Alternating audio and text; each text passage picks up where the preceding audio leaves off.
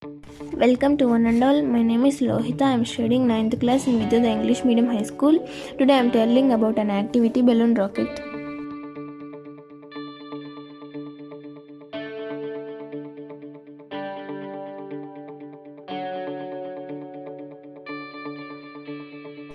Inflate a balloon and press its neck with fingers to prevent air escaping from it.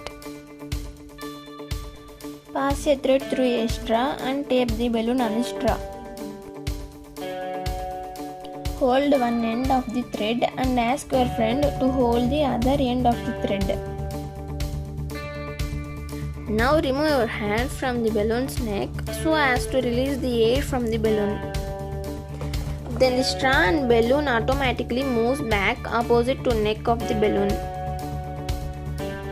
The air, by expelled from the balloon, exerts a force on surrounding the atmosphere, exerts an equal and opposite force on balloon, hence it moves. This activity is according to Newton's third law of motion.